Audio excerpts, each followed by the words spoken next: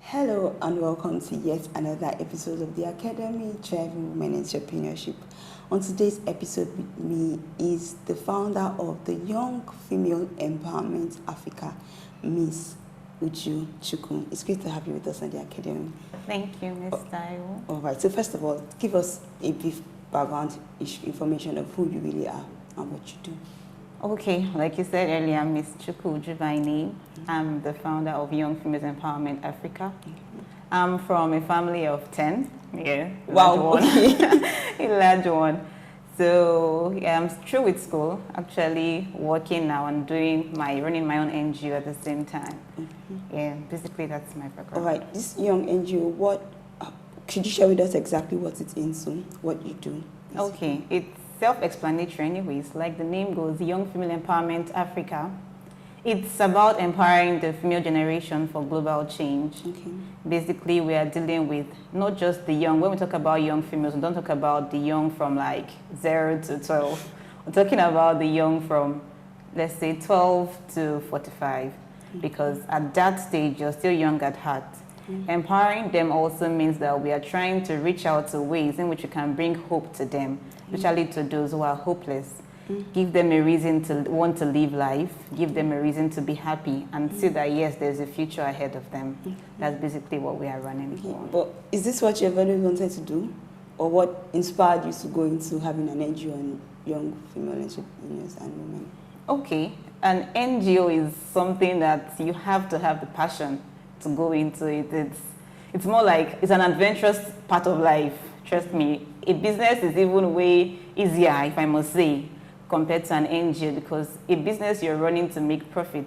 But an NGO is a non-profit organization where you give in most of the time and you're not receiving anything in return. But if the main thing that drives you for an NGO is your passion, the fact that this is really what you want to do, you want to see a change in the generation that you can see ahead of you, and you want to definitely be part of that change and not be left out. Okay. Now, I'm interested in empowering women. What sectors exactly do you look at? Okay. YFA Africa is planning to look at 4 sectors, which is 1, the female education. When I mean female education, I don't mean the whole primary school, because I've noticed that we've all concentrated on the primary schools, leaving the secondary school and adult education aside. So YFA Africa is going to be looking at secondary school education and adult education. There are women on this. There are women out there who can actually do business, but they need to know the A, B, and C's of business. So that's where adult education comes in. Also, be looking at economic security. That's how they can fund their businesses, how they can grow their businesses, economic and social security. We'll also be looking at the health and well-being of every woman, especially in this particular time that the Ebola virus is everywhere. So we don't want women to be carried away with ignorance and let things happen to their children, let things happen to their home. Let them be aware of things that can actually help them in their family, how they can help themselves health-wise, how they can help their family health-wise. We also have the sector of governance. There we have leadership summit, we have seminars, we have mentorship programs and all of that. So basically, it's a broad part we're actually going to look at. We're not making any sector lay low. We're going to touch almost every sector.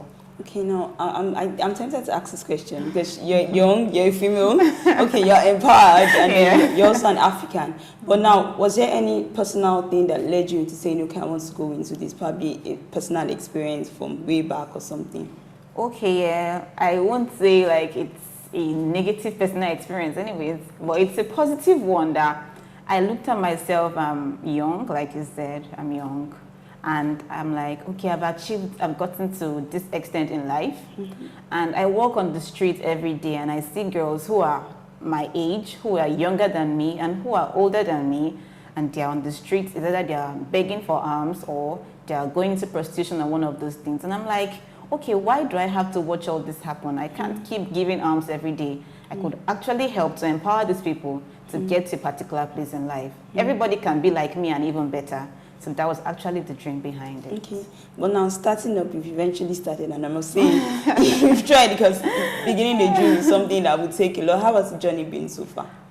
The journey has been, wow. That's the word. Okay, the journey has been wow. Because we are barely by baby NG anyways, we're like barely 3 months old, but yeah, to the glory of God, we've achieved we've done a first project that was the SHARP Skill and Handwork Acquisition Program Volume 1, and we covered the Ikoyi sector. And it was funny that Ikoyi, like we know in Lagos, is an island, and when we had the program, we had girls come around and we're like, oh, okay, even the wealth is covering a whole lot.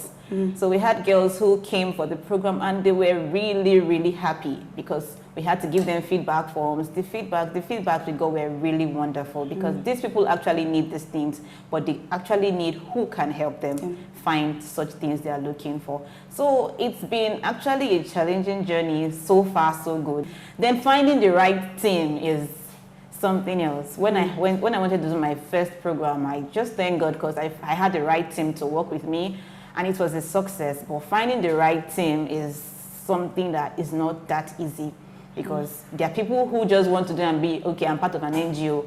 There's a difference between a team and volunteers, but people just mix it up and they think they're part of the team when they're actually just volunteering. Because I think a team member is meant to be there every time, every point in time if you call on the person, but a volunteer can just spare some hours.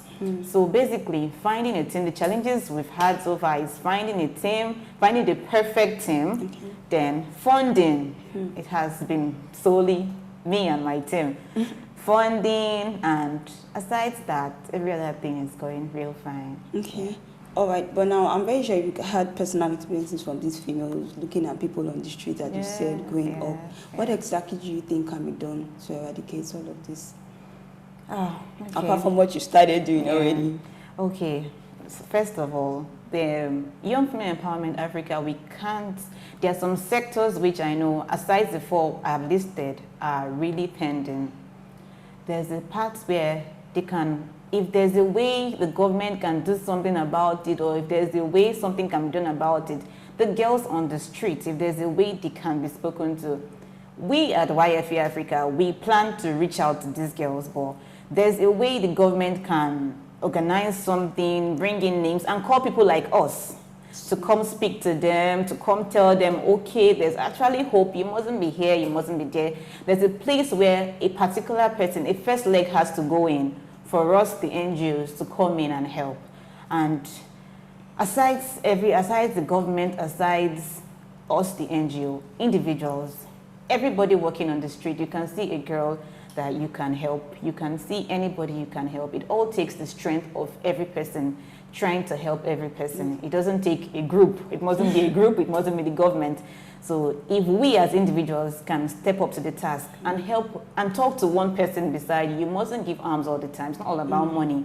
Talking to the person beside you, speaking words of encouragement to that person, that will go a long way to help our generation. All right, now focus a little bit more on entrepreneurship because that's what this section of the episode is really about now. In terms of empowering women with business ideas and skills, what exactly do you think the skills women need right now to have a business in Nigeria, especially when starting up? Okay, I think there's this trend now. Everybody wants to do the whole Ankara thing. Everybody's like, Ankara this, Ankara that. During our last skill acquisition program, that's really sold a lot because everybody's like, Ankara, we want to learn this, we want to learn this, we want to learn Ankara, because most women now, that's the new fashion in vogue. Nobody wants to buy our suede and all of that. So the Ankara skill is one that they really need. And secondly, the SME platform for business growth is one that they also really need to learn about because people are already in business. There are so many women in business. So basically what they need is the business growth. Aside the fact of teaching them a new skill and all of that, you can't just make someone's dream die off. Maybe they are good at provision selling and all of that, but the SME platform also has to step up.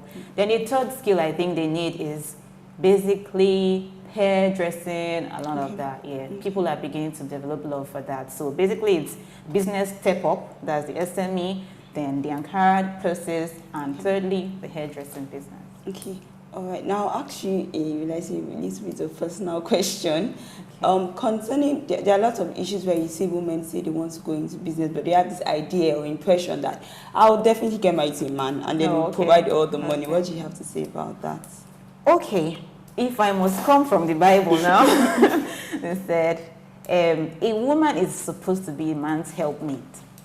You can't expect the man to do everything.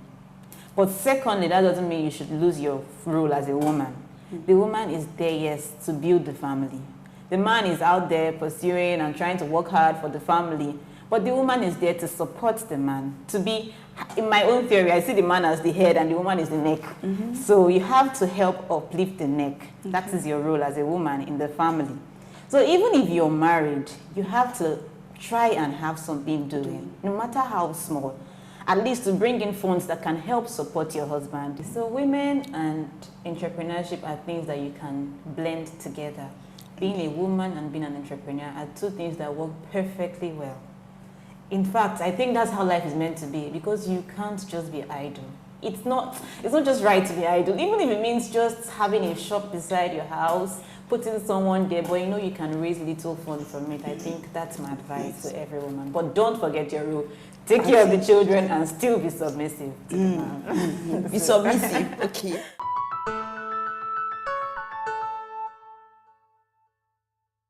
Talking about hope, when you say there's a future, there's a hope.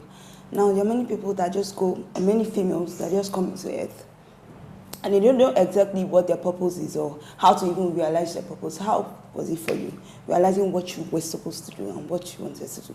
Okay, it took me God, basically. In fact, that was my only foundation of finding out what I really needed to do. Because throughout my days of school and all of that, I never really used to be a friendly person, and I think that part was really, when I realized that my calling was NGO, I'm like, oh, is this me? I really don't like meeting people, I really don't like doing all of that, but when something is your calling, you have to go for it. So how I found out mine, and how I think every other person should find out, nobody can come and tell you this is your passion. Nobody can help you bring out that which is inside of you. If it's not God, then it takes grace to find it on your own. What has been your happiest moment so far? My happiest moment, like I said, was my first program. Yeah, it was great. When you're doing something that is you, that you love doing, that's what makes you happy. I could stay all day looking at the website on what a woman needs, women's wants, women that have made it, how they got there and all of that. And I don't feel tired. I don't even feel sleepy. I could stay there all day doing that. So my very happy moment was my first program.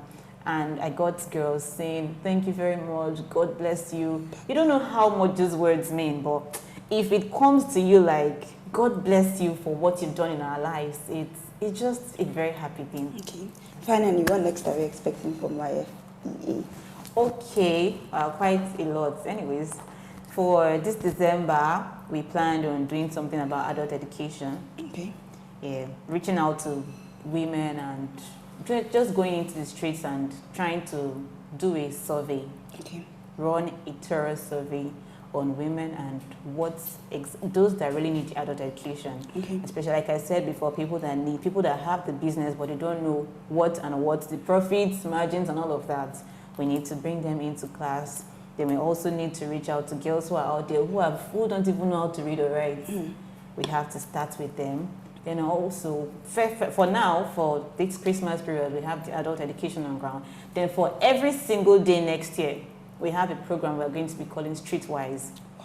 You have to reach out. We are going to be reaching out to every lady. So we're going to be reaching out to ladies on a daily basis. So trying to help accomplish one business, trying to help a woman empower herself, trying to help accomplish one goal. That's going to be the goal. Right. It's been a lovely time with you. And I'm still going to ask the question of how you have 10 in the family, but then will be a personal one. Thank you so much for being with us on the Academy this episode. Thank you so much. All right, and that'll be all on the Academy for this week. If you need further information on YFEA or on women empowerment, do contact us at the Academy at webtvng.com. Next time on the Academy, thank you so much for watching.